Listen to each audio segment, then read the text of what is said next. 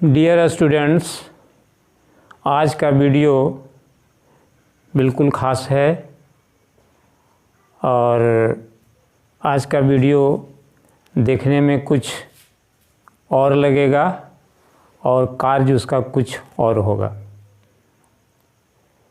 तो अवस्था के अनुसार वर्ब के दो भेद होते हैं, वह है स्टैटिक वर्ब और डायनेमिक वर्ब। स्टैटिक वर्ब उस वर्ब को कहते हैं जिसका एक्शन, जिसका कार्य स्थिर होता है, अस्थायी होता है, always, it is permanent, it is fixed, और इसका कार्य जो है बिल्कुल अस्थायी होता है। कहने का मतलब है कि इसका प्रोग्रेसिव टेंस नहीं बनता और न तो कहने का मतलब कंटिन्यूअस टेंस इसका नहीं बनाया जाता है। हमेशा प्रेजेंट इंडेफिनिट टेंस में ही ऐसे वाक्यों को ट्रांसलेट किया जाता है, राइट। तो स्टैटिक वर्ब जो होते हैं वो निम्नलिखित कार्यों में प्रयोग किए जाते हैं। उसकी चर्चा हम एक उदाहरण द्वारा स्पष्ट कर सकते हैं। वर्ब ऑफ परसेप्शन में जैसे एक उदाहरण द्वारा मैं स्पष्ट करूंगा कि जैसे आपके घर रेलवे स्टेशन के समीप है, रेल आती है, रेल जाती है, उसकी आवाज़ आपके घर तक आता है, आप नहीं चाह करके भी आवाज़ सुनते हैं, सुनना पड़ता है। यानी यह कार्य जो है अनैच्छिक, नहीं चाह करके भी आपको वह कार्य करना पड़ता है। ठीक उसी तरह से अगर सड़क पर कूड़ा कचरा पड़ा हुआ है, उस रोड से आप गुजर रहे हैं, तो नहीं चाह करके भी उस कूड़े कचरे को आपको देखना पड़ता है, आप देख लेते हैं। अतः यह कार्य जो है परमानेंट होता है, अस्थायी होता है, अस्थिर होता है। ठीक उसी तरह से अगर सड़क पर कोई जानवर मरा हुआ है, उससे दुर्गंध आ रही है और आप उस रोड से गुजर रहे हैं, तो निश्चित रूप से उसका दुर्गंध आपके नाक में आएगा।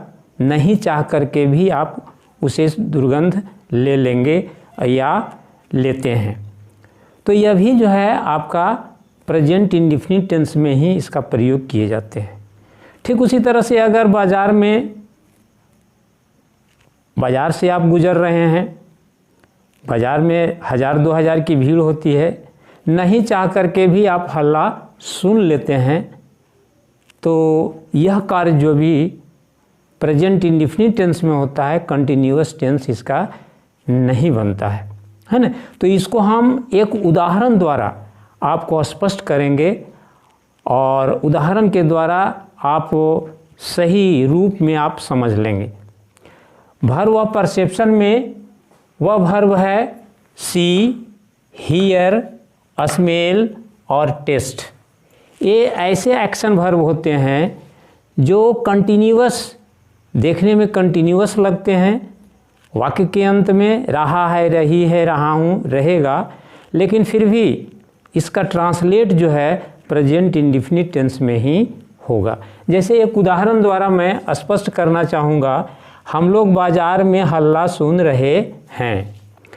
यहाँ पर we are hearing the noise in the market, यह बिल्कुल गलत है, क्योंकि यहाँ पर हियरिंग जो है वह गलत है और यह जो है प्रेजेंट कंटिन्यूअस टेंस में इसका प्रयोग नहीं होगा और यह ऑलवेज, यह हमेशा प्रेजेंट इंडेफिनिट टेंस में ही प्रयोग होता है। अतः यहाँ पर आपको यह वाक्य गलत है, अतः इसका प्रेजेंट इंडेफिनिट टेंस में इसका प्रयोग we hear the noise in the market. यह क्लियर हो गया, क्योंकि यह हमेशा प्रेजेंट इंडेफिनिट टेंस में ही प्रयोग किए जाते हैं। ठीक उसी तरह से आप देख रहे हैं हम लोग सड़क पर कूड़े कचरे देख रहे हैं। यहाँ पर बना हुआ है we are seeing the garbage on the road. यह भी गलत है, क्योंकि यह जो है आप उस रोड से गुजर रहे हैं, कुछ क्षण के लिए आप देख रहे हैं, आगे चल के आप उससे ओझल हो जाते हैं। अतः यह भी जो है आपका परमानेंट है, यह कार्य परमानेंट होता है, इसका कंटिन्यूअस नहीं बनता है और यह प्रेजेंट इंडेफिनिट टेंस में ही प्रयोग किए जाते हैं। अतः इसका जो है यह भी गलत है, अतः इसे मैं मिटा देता हूँ और ये शुद्ध रूप में हो जाता है वी, हम लोग सड़क पर कूड़े कचरे देख रहे हैं, we see the garbage on the road, right. ठीक उसी तरह से अब कुछ वैसे वर्ब होते हैं, verb of permanent mental state. कुछ वर्ब वैसे होते हैं जिसकी मानसिक अवस्था बिल्कुल अस्थायी होता है, वह परमानेंट होता है, स्थिर होता है, फिक्स्ड होता है, उसे भी हम नहीं बदल सकते हैं। जैसे वह वर्ब कौन कौन है? वह वर्ब है agree, believe, consider, doubt, differ, know, recognise, think और अंडरस्टैंड। यह सारे जो वर्ब होते हैं वह परमानेंट होता है।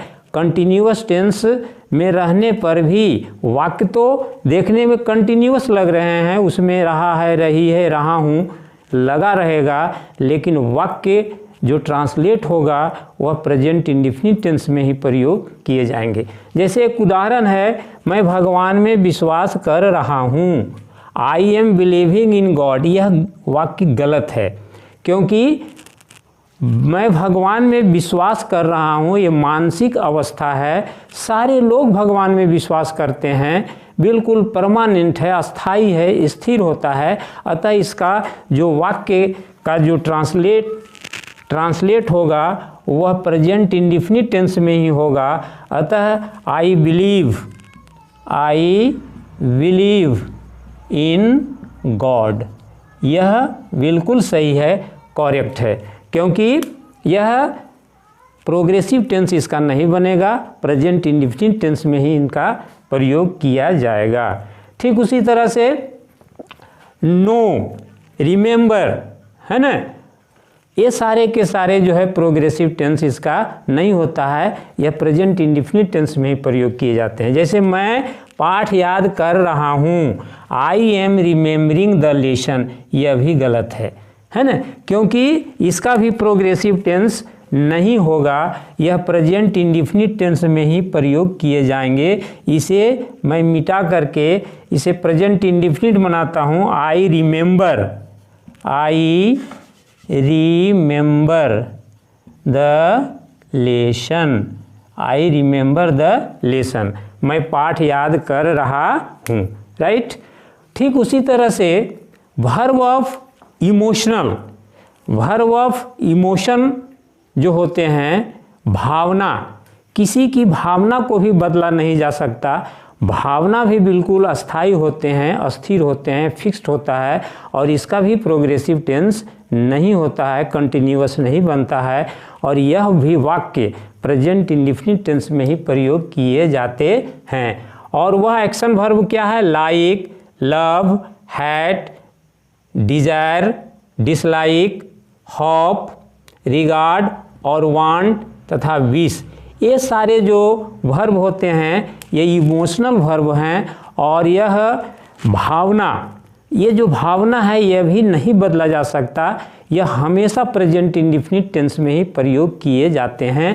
एक उदाहरण द्वारा मैं स्पष्ट कर रहा हूँ, यहाँ पर है मैं आपको प्यार कर रहा हूँ, मैं आपको प्यार कर रहा हूँ, आई एम लविंग यू, यह गलत है ना, यह बिल्कुल गलत है, क्योंकि मैं आपको प्यार कर रहा हूँ, इसमें जो है कंटिन्यूअस टेंस इसका नहीं होगा, यह प्रेजेंट इंडेफिनिट टेंस में ही प्रयोग होंगे।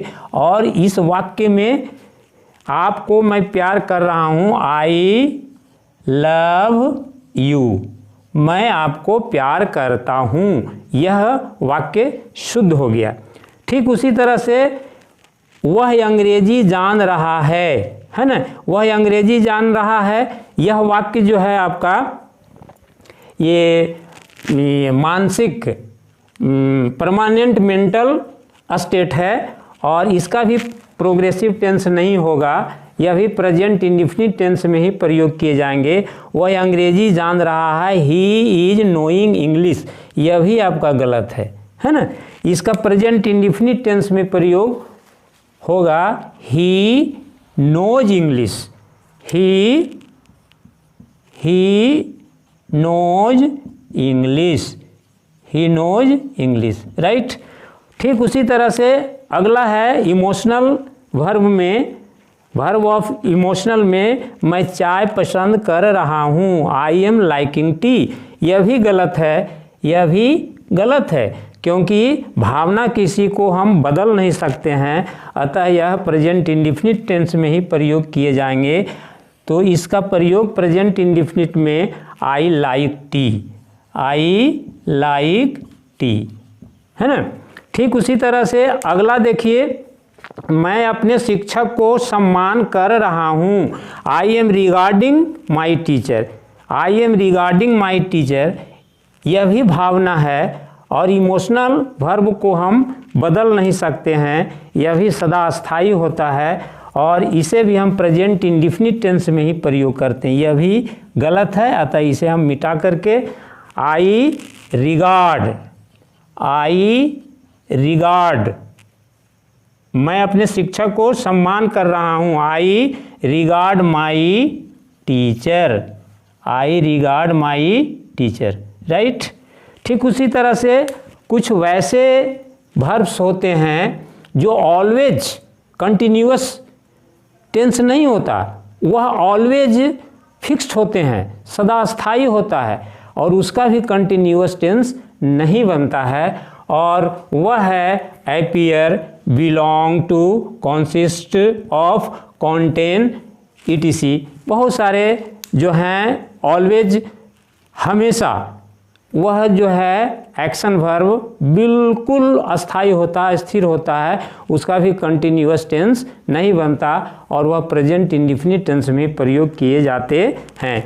जैसे मैं परीक्षा में शामिल हो रहा हूँ, I am appearing in the examination, यह भी गलत है, क्योंकि यह जो है इसका भी प्रेजेंट कंटिन्यूअस टेंस नहीं होगा और यह प्रेजेंट इंडेफिनिट टेंस में प्रयोग किए जाएंगे और यह हो जाएगा आई अपीयर